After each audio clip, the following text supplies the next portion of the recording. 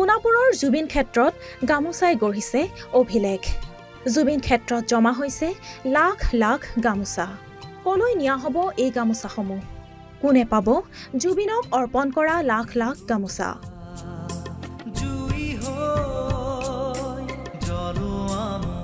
সোণাপুৰত নীৰৱে শুই আছে প্ৰাণৰ শিল্পী জুবিন গাৰ্গ। শুই থকা জুবিনক এবাৰ চাবলৈ জুবিন ক্ষেত্ৰত ভিৰ কৰিছে অজস্ৰ অনুৰাগীয়ে।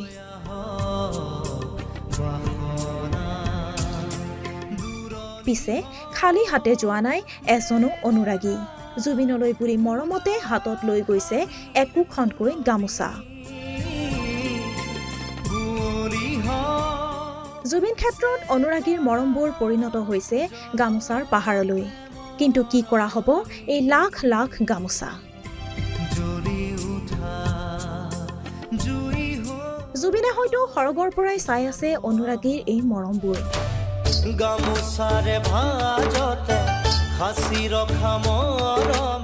সেয়ে আলৈ আথানি কৰিব নোৱাৰি গামোচাসমূহ। তাৰ বাবে ডিমৰীয়া সমজিলা প্ৰশাসনে লৈছে এটি সুন্দৰ সিদ্ধান্ত। গামোচাসমূহ অৰ্পণ কৰা হ'ব জুবিনৰ প্ৰতিজন অনুৰাগীক। জুবিন ক্ষেত্ৰৰ বিশেষ কক্ষৰ পৰা বিতৰণ কৰিব গামোচাসমূহ।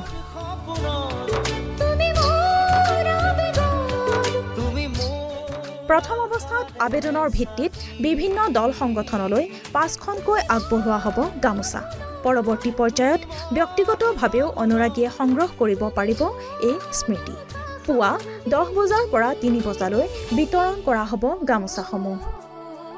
ইয়াতে যিখন সমাধি ক্ষেত্ৰ নিৰ্মাণৰ বাবে যিখন কমিটি গঠন কৰি দিয়া আছিলে, কমিটিখন আৰু জুবিনৰ পৰিয়ালবৰ্গৰ পৰামৰ্শ মতে আমি ইয়াত ৰাইজে শ্ৰদ্ধা সহকাৰে যিবিলাক গামোচা ইয়াতে দিছিলে, এই গামোচাখিনি যদি কোনোবা অনুষ্ঠান প্ৰতিষ্ঠান বা ব্যক্তিয়ে এটা স্মৃতি হিচাপে নিজৰ ঘৰত সংৰক্ষণ কৰিব বিচাৰে, তেতিয়াহ'লে আমি গামোচাখিনি বিলাই দিয়াৰ ব্যৱস্থা কৰিছোঁ। ৰাতিপুৱা 10 বজাৰ পৰা 3 বজালৈ সমাধি ক্ষেত্ৰৰ পৰা এই গামোচা সংগ্ৰহ কৰিব পাৰিব।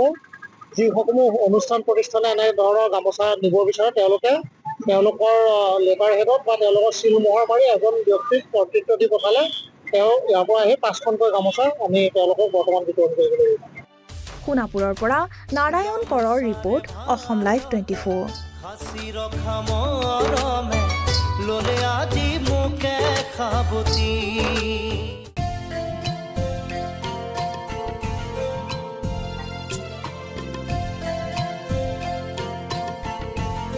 সোণাপুৰৰ জুবিন ক্ষেত্ৰত গামোচাই গঢ়িছে অভিলেখ। জুবিন ক্ষেত্ৰত জমা হৈছে লাখ লাখ গামোচা। কলৈ নিয়া হ'ব এই গামোচাসমূহ? কোনে পাব জুবিনক অৰ্পণ কৰা লাখ লাখ গামোচা?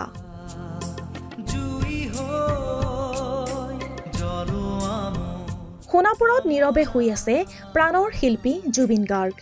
শুই থকা জুবিনক এবাৰ চাবলৈ জুবিন ক্ষেত্ৰত ভিৰ কৰিছে অজস্ৰ অনুৰাগীয়ে।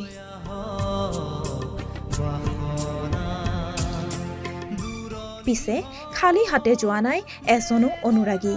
জুবিনলৈ বুলি মৰমতে হাতত লৈ গৈছে একোখনকৈ গামোচা।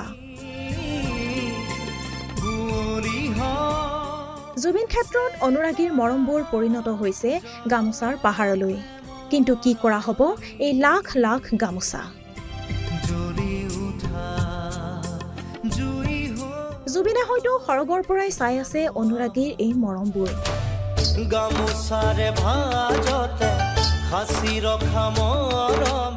সেয়ে আলৈ আথানি কৰিব নোৱাৰি গামোচাসমূহ। তাৰ বাবে ডিমৰীয়া সমজিলা প্ৰশাসনে লৈছে এটি সুন্দৰ সিদ্ধান্ত।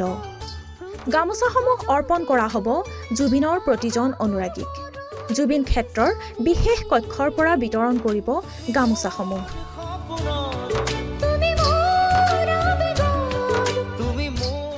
প্ৰথম অৱস্থাত আবেদনৰ ভিত্তিত বিভিন্ন দল সংগঠনলৈ 5খনকৈ আগবঢ়োৱা হ'ব গামোচা।